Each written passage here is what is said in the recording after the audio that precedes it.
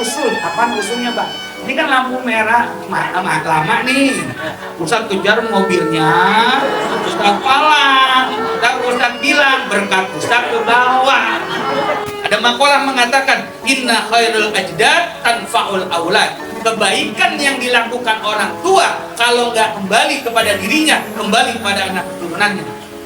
Kewajiban seorang istri taat sama suami, sehebat apapun, sepinter apapun ibu, setinggi apapun gelar dan jabatan ibu, sama suami mah kudu hormat, kudu taat. Emang kenapa? Agama yang mengatur. Saya mau tanya sama ibu-ibu, jawab yang kenceng ya. Bu, ngomel sama suami boleh apa enggak? Astagfirullah. Imam Suyuti rahimahullah mengatakan, beliau mengatakan, mamin baitin au masjidin au makanin quri'a fihi maulidun Nabi sallallahu alaihi wasallam illa haffatil malaika bidzalikal makan.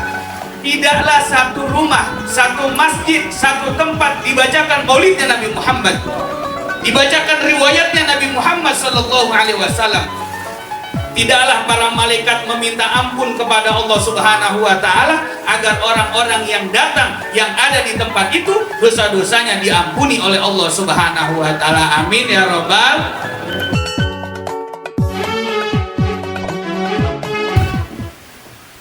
Assalamualaikum warahmatullahi wabarakatuh.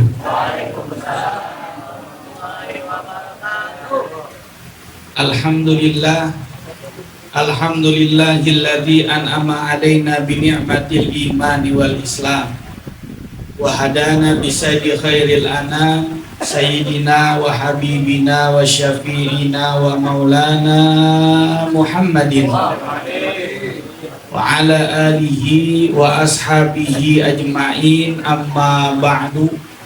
Faqala Allah Ta'ala fil Qur'anil Karim, a'udzu billahi minasyaitonir rajim, bismillahirrahmanirrahim, wa ma arsalnaka illa rahmatan lil alamin. Shadaqallahul azim.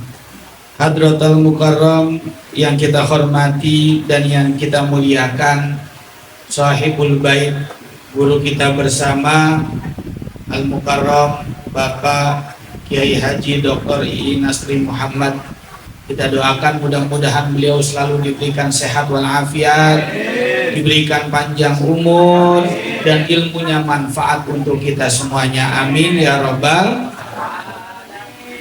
Dan juga yang kita hormati dan yang kita muliakan, Ketua Panitia Ibu Ustazah Dr. Anda Sofia Hussein. Kita doakan mudah-mudahan beliau sehat walafiat, dan juga para kiai yang hadir yang begitu banyak. Ada Kiai Sugandi, ada Bapak Haji Ahmad, ada Kiai Bambang, ada Kiai Muhammad Nur, ada Kiai Agus, dan para kiai lainnya yang namanya saya tidak sebutkan satu persatu, para asatidz. Mudah-mudahan hadir dan kumpulnya kita, guru-guru kita luar biasa. Mudah-mudahan menambah keberkahan untuk kita semuanya. Bapak Ketua RT, Bapak Ketua RW, Bapak para hadirin sekalian, yang mudah-mudahan kita semua yang hadir pada kesempatan siang ini tanpa terkecuali, semuanya tanpa mengurangi rasa hormat saya, hadir dan kumpulnya kita dimuliakan oleh Allah Subhanahu wa taala. Bersyukur kepada Allah Subhanahu wa taala kita berkumpul di tempat yang baik, berkumpul bersama orang-orang yang baik. Kita berharap hadirnya kita di tempat ini, mudah-mudahan pulang dari sini Allah jadikan kita orang yang baik, baik di dunia dan baik di akhirat. Amin ya rabbal. Maaf saya lupa sahabat saya Guru Marzuki, ya Kiai Marzuki, Kiai Eki yang selalu memonitor saya. Ya, siang-siang saya ditanya, Ustaz udah jalan, dari kecil kita udah jalan pakai ditanya, udah jalan dari kecil kita udah jalan ya. Dan para hadirin sekalian, mudah-mudahan Allah Subhanahu wa taala jadikan kita orang baik dunia dan akhirat. Hadirin yang dimuliakan Allah Subhanahu wa taala, teringat apa yang tadi diucapkan oleh Kiai Nasri yang berharap mudah-mudahan Allah kumpulkan kita di surganya Allah Subhanahu wa taala. Apa yang kita lakukan siang hari ini menjadi ciri-ciri insya Allah kita min ahlil jannah. Dalam kitab Adhkar Nawawi ada satu hadis mengatakan suatu ketika Rasul sedang duduk-duduk bersama sahabat. Lagi duduk sama sahabat, Rasul ngomong begini, "Maminkum min ahadin illa kataballahu ta'ala imma fi maq'adil jannah au imma fi maq'adin nar." Ya. Udah paham roman-roman ini ibu-ibu ya? Saya lihat manggut-manggut aja sih palanya. Iya kan, ya udah yang penting manggut-manggut aja ya, biar nggak kelihatan ngantuk banget. Emang udah ada kopi aman, ya. Pondok kopi bawa buntelan, ya. Bikin kopi yang biar ada kentelan. Ikutin pantun MC gitu ya. Kata Nabi begini, sahabat-sahabat, tidaklah di antara kalian ini sebenarnya namanya udah tercatat di Lauhil Mahfuz. Apakah kalian menjadi penduduk surga atau kalian menjadi penduduk neraka? Kemudian sahabat ngomong begini, hal wa mana tawakalna ya Rasulullah. Kalau emang begitu, ngapain kita pakai capek-capek sholat, capek-capek ibadah kalau ujung-ujungnya kita masuk neraka? Apa kata Rasulullah Sallallahu Alaihi Wasallam? Kata Rasul, hai sahabat-sahabatku, i'malu fa kullun muyassarun lima khuliqalahu. Berbuatlah, karena sesungguhnya perbuatan yang enteng bagi diri kamu itu akan menjadi pertanda apakah engkau menjadi penduduk surga ataukah engkau menjadi penduduk neraka. Kalau diajak ngajinya gampang, diajak maulidnya gampang, diajak kumpulnya gampang, insya Allah min ahlil jannah. Ini kayak kita nih yang kumpul di sini, ya Allah, yang istiqomah, mudah-mudahan Allah Subhanahu Wa Taala jadikan kita penduduk surga. Cuma yang pesan saya satu, yang udah istiqomah nih ya, jamaah khususnya, yang udah istiqomah datang ngaji ke Kiai Ii tiap hari Sabtu, giliran maulid begini, ngeliat temennya yang baru datang atau baru ketemu, ya pesan saya satu nih buat khususnya ibu-ibu terutama, yang mulutnya jangan lemes ya. Iya, iya. Kan saya tanya nih, orang nggak ngaji-ngaji, maulid dia datang, boleh apa enggak? Nggak ngaji, minggu depan mau hajatan. Datang nggak sekalian ngundang Kiai dah, ya kan? Kalian dia datang maulid, ya kan? Boleh apa enggak? Nggak boleh, biarin. Siapa tuh aja mudah-mudahan dia dapat hidayah, besok rajin ngajinya. Ngaji hari Sabtu, hari Jumat udah sampai. Ngaji hari Sabtu, hari Jumat udah sampai, saking rajinnya. Yang penting kita nggak usah pakai sindir-sindir. Kadang-kadang kan diginin, "Pok, tumben lu. Coba ya ada berkat lu ya." Jangan, ntar dia ngambek ya. Pokoknya yang penting mudah-mudahan Allah berikan kita taufik dan hidayah. Amin ya robbal. Keuntungan yang pertama maulid kayak begini, saya ingat apa yang diungkapkan oleh Imam As-Suyuti rahimahullah. Sebenarnya Bu, ini ceramah paling geget, paling grogi saya selama ini. Biasanya ceramah saya santai-santai aja, dari tadi saya keringetan aja. Padahal kipas angin udah gede banget, ya kan? Karena di depan kiai-kiai, depan guru-guru. Ini ngomong depan Kiai Nasri, ini kayak kita, ya elah uji nyali namanya saya, ya kan? Guru saya, yang ngajarin saya, yang nuntun saya, yang ngedorong saya suruh ngomong depan beliau. Kalau emang bukan karena menghormati dan ta'zim menggembirakan beliau, saya nggak mau ini. Tadi saya ceramah di daerah Gunung Sindur, daerah Pamulang. Soalnya suruh guru-guru, Ustaz makan dulu. Ya, dikit saya makan. Emang apa? Karena saya mau ke tempat guru saya. Maksud saya kalau sono kagak makan, sini kagak makan di mana dah saya? Ya masih lapar ya. Tenang, tapi kan ada makanan yang ada di depan kita ini ya. Makan sambil dimakan Bu, nggak apa-apa. Bapak sambil dimakan. Yang penting anggur punya saya jangan otak-atik gitu. Iya lah, pakai dilirik-lirikin aja ini. Enggak ya, udah aja mas pokoknya. Tapi makanan yang ada di maulid berkah. Dalam kitab Nikmatul Kubra Alal Alam, minuman makanan yang ada di maulid itu rasanya beda dengan makanan yang ada di luar maulid. Saya punya guru Al-Makfurlah Abu Yaki Haji Abdurrahman Nawi. Dia bikin maulid. Makannya habis maulid nasi kebuli pakai daging kambing. Ya kan? Kan biasanya kalau dulu kan nasi kebuli pakai kambing. Ya kan, daging kambing ya. Kesinian aja nih udah pada mulai berubah nih. Ada yang kadang-kadang pakai ayam. Malah saya pernah kejebak. Nasi kebuli, saya bilang ini semur daging kali ya. Kita pencet-pencet, wah nyoblos. Tahu ternyata. Maksain amat dalam hati saya gitu ya kan. Ada daging panjang banget, saya pegang-pegang terong. Ya kan. Ini dia punya darah tinggi, nggak berani makan daging kambing. Ditegur sama kiai saya. Apa kata kiai saya? Makan. Nggak, Buya, saya punya darah tinggi, nggak berani makan daging kambing. Makan. Makanan yang dia ada maulid berkah. Dia makan, Pak. Berani dia makan karena nurut apa kata gurunya. Selesai maulid, dia temuin gurunya. Kiai, saya pulang pamit. Udah makan? Udah. Makan kebuli? Iya. Nggak apa-apa, sehat. Padahal punya darah tinggi, dia makan daging kambing, sehat, Pak. Saya taunya ceritanya sampai situ doang. Sampai rumahnya saya gak tahu. Apa dia ke klinik, apa puyeng palanya, saya kagak tahu dah gitu ya kan. Pokoknya sampai situ ya kan. Artinya makanan yang ada di maulid berkah.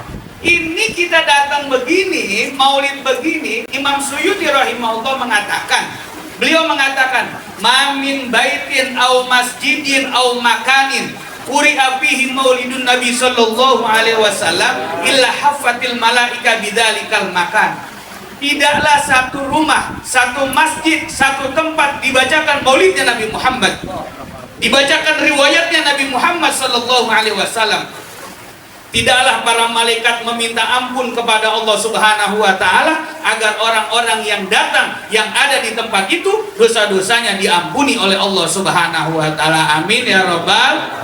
Mudah-mudahan dosa-dosa kita diampuni sama Allah. Pertanyaannya, kita ngerasa gak punya dosa? Hah? Banyak. Bu, punya dosa gak? Amal laki punya apa enggak?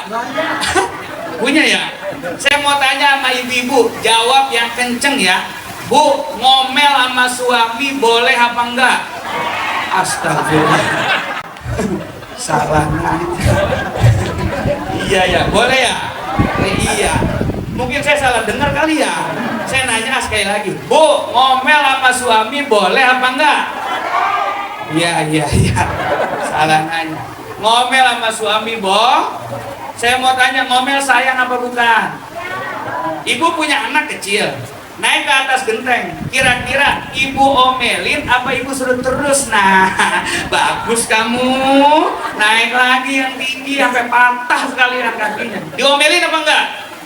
Bocah naik ke atas genteng, kita omelin apa enggak? Itu bocah diomelin sayang apa enggak? Idza dhahabal itabu falaysa lahu widdun wa yaqul widdu ma baqiyal itabu. Kalau omelan masih ada, berarti masih ada rasa sayang. Setuju apa enggak? Makanya kalau ada istri ngomelin suami, berarti tandanya pret. Sayang, hobi banget tiap hari. Yang ngomelin suami, kalau suaminya salah, boleh kita omelin, betul apa enggak? Kan buat kebaikan suami ya. Suami pakai baju dingdek, ya kan? Kancinya seberat sebelah. Ibu diemin apa ibu omelin? Dan iya, ntar kan yang malu ibu-ibu juga ya.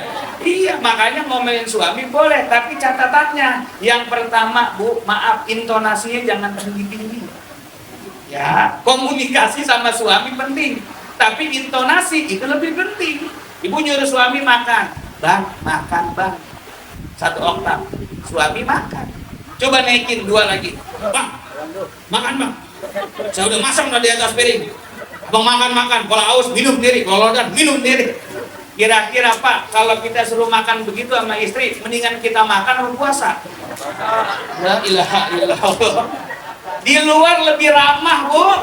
Lah kita masuk ke saung bambu udah ditanya, mau makan apa, Pak? Ya ilaha illallah, mau minum apa? Dalam hati kita, di rumah kok kagak dapet yang begini dah. Ya, bukan pengalaman, saya kan dapat cerita dari Pak Haji Ahmad. Gitu. Ya kan? Itu yang pertama. Yang kedua, kalau ngomel sama suami, bahasanya Bu, jangan kasar-kasar. Kenapa? Suami punya harga diri. Kalau dia udah kecewa, kalau dia udah kesal, awas. Kewajiban seorang istri taat sama suami. Sehebat apapun, sepinter apapun ibu, setinggi apapun gelar dan jabatan ibu, sama suami mah kudu hormat, kudu taat. Emang kenapa? Agama yang mengatur. Ngomel boleh, cuma bahasanya jangan kasar-kasar. Ini kadang-kadang ngomel saking keselnya, wa ilaha illallah, bahasa kadang mikir lagi. Kadang-kadang laki main katain aja, dasar laki setan. Lah lakinya mikir, lah kalau gua setan lu kuntilanak. Iya kan? Sama kayak gitu ya kan, sepaket. Itu yang pertama. Makanya kita berharap dosa-dosa kita diampuni oleh Allah Subhanahu wa ta'ala. Amin ya robbal. Bapak yang punya istri suka ngomelin bapak, yang pertama saya jamin istri bapak sehat. Bapaknya yang penyakitan, domelin mulu dia, gitu ya kan. Yang kedua Pak, sabar ya, sabar karena ujian macam-macam. Ada yang diuji karena kesehatan, ada yang diuji sama rumah tangganya, semuanya. Pokoknya kita yang penting sabar, insya Allah Allah berikan pahala yang banyak. Itu yang pertama. Yang kedua, ya, selain maulid ini merupakan diampuni dosa-dosanya, saya ingat akan firman Allah. Kata Allah, laqad mannallahu 'alal mu'minina idz ba'atsa fihim rasulan min anfusihim. Ternyata Bu, Nabi Muhammad ini Allah turunkan menjadi anugerah buat kita orang-orang yang beriman. Coba kita rasakan. Kalau bukan gara-gara Nabi Muhammad, kita kumpul gak begitu? Ini maulid udah yang keberapa kali? Banyak. Oh ilah, rumahnya mie udah banyak ini rumahnya. Berapa kali kita udah maulid? Berapa kali kita udah kumpul begini? Enak banget kumpul begini, dengerin sholawat tadi hadroh. Saya nggak suruh sholawat lagi, takut ketagihan kan? Ya kan, udah cukup ya kan? Kita baca sholawat, kita baca maulid, hati kita tenang, hati kita enak. Gara-gara siapa? Gara-gara Nabi Muhammad Sallallahu Alaihi, yang nggak pernah ketemu jadi ketemu, ngobrol. Yang muda ngobrol anak lu berapa, yang tua ngobrol cucu lu berapa, makin tua dikit ngobrol asam urat lu berapa. Alternatif mana lu sekarang? Ya kan? Gara-gara siapa? Gara-gara maulidnya Nabi Muhammad Sallallahu Alaihi. Ini yang ngumpul Bu di majelis ini, jangan lihat dikit orangnya. Ini yang kumpul pentolan-pentolan semua ini. Pak Haji Ahmad dari Cimanggis kalau diperintahin sama Kiai, Pak Haji Ahmad bawa 2 bis, dibawa sama dia Bu. Ya, Pak Sukiya Sugandi bawa 2 bis, dibawa jamaah 2 bis. Cuma kan sampai jalan kan jadi macet ini, ya kan? Maka dia panggil pentolan-pentolannya, cuma pentolan-pentolan doang. Ini kalau ngundang begini atu-atu, Kiai Bambang diundang sendirian, susah. Cuma karena ada maulidnya Nabi dengan wasilah Kiai ini, alhamdulillah bisa silaturahim semuanya. Amin ya robbal. Cuma saya deg-degan juga kalau banyak kiai. Emang apa pengalaman? Saya ceramah, kiai banyak, ceramah bertiga, Habib 1, Ustadz 2, Habib pulang dulu. Tinggal saya berdua sama Ustadz.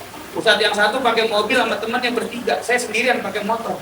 Selesai acara dia bangun, ya udah kita pergi. Panitia ke mobil semuanya, saya di motor sendirian. Dalam hati saya panitia kagak ada yang nyamperin gua apa ya? Jaket udah saya sleting Bu, saya buka lagi, saya sleting lagi. Helm saya rapi-rapiin, nunggu panitia ada yang nyamperin saya. Panitia ada yang ngeliat, Ustadz belum pulang, lagi mana mau pulang, urusan belum selesai. Itu dia ngeliat motor saya kosong, kata dia, Ustadz berkatnya mana? Ya kagak tahu saya. Bentar-bentar Pak Ustadz, ada panitia yang ngurusin. Mungkin kalau sini Ustadz Eki ya. Bentar-bentar Pak Ustadz, ya kan? Ada panitia yang ngurusin. Dia ke dalam, keluar berdua, dua-duanya tangannya kosong. Dalam hati saya ada masalah Ramadan. Dia ngomong, Ustadz mohon maaf. Apa? Berkat Ustadz kemasuk sama mobil Ustadz satu lagi. Emang apa? Gak kirain kita Ustadz bareng sama dia ke bawah. Oh ya udah nggak apa-apa, ikhlas. Yang penting acara berjalan lancar. Udah 12:30 saya mau pulang. Besok subuh ada lagi. Nggak, bentar Pak Ustadz, saya punya usul. Apaan usulnya Bang? Ini kan lampu merah lama nih. Ustadz kejar mobilnya, Ustadz palang. Ustadz bilang berkat Ustadz ke bawah.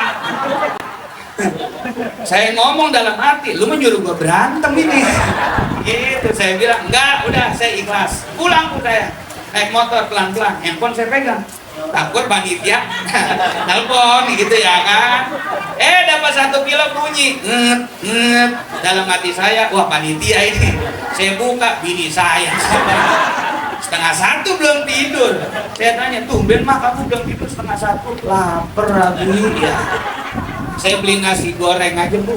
Dalam hati saya ini nasi goreng makan dasar perempuan ya pakai dikata. Apa katanya? Wih, baru kali ini maulid berkatnya nasi goreng.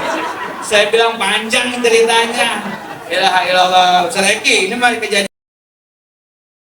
Jangan sampai di beji kejadian juga maksudnya gitu ya. Itu. Makanya guru-guru yang banyak begini kan berkah kita jadinya, enak kita. Gara-gara apa? Salah satunya anugerah yang Allah berikan kepada umat beriman Nabi Muhammad Sallallahu Alaihi. Pak, anugerah ada 2. Ada anugerah yang bila wasitoh, tanpa perantara. ada anugerah yang kudu pakai perantara. Berapa menit lagi nih, Kiai? Asar jam berapa asar? Hah? Silakan. Aku belum pernah lihat pusat di Tempong ya. Masih lama aja. Kan masjid deket banget itu. Di ajan saya ceramah kan kagak enak ya. Ya, Bu saja mau ngerapiin belakang dulu, silakan, nggak apa-apa. Ya udah, silakan. Emang kalau ketua panitia perempuan urusan beres kita. Nah kalau ketua panitianya laki-laki, air putih paling kita. Tapi kalau perempuan, urusan perempuan mah wah luar biasa ya. Mudah-mudahan perempuan berkah semuanya. Urusan makanan laki kalah Pak sama dia. Bener, betul apa enggak? Bapak nih kasih kotak nih, pulang ditenteng apa enggak? Lah kagak dipulangin, dia mau pulang udah Bu ditinggalin. Nah, apa namanya kue kotaknya? Coba ibu-ibu, gua dikandutin. Tuh, asal ditanya buat siapa? Buat bapaknya. Tuh hebatnya perempuan Pak. Bapak mah kalah. Apalagi ngurusin anak. Saya nggak lihat bahwa bapak ada yang bawa anak. Ada yang udah gede itu. Kalau ibu mah yang kecil ada ya. Iya tuh hebatnya ibu-ibu. Anugerah ada yang langsung, ada yang tidak langsung. Siapa yang mendapatkan anugerah langsung? Nabi Muhammad. Sahabat yang ketemu langsung dengan Nabi Muhammad, yang melihat langsung kepada Nabi Muhammad. Kalau kita nggak bisa kita langsung. Sahabat langsung. Contoh sahabat Qatadah, Abi Qatadah. Dia perang sama Nabi, matanya kecolok.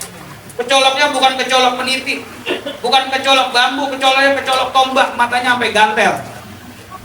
Bahasa Inggrisnya ngampleh. Ya kan? Dia ngomong sama Nabi, ya Rasul, aini.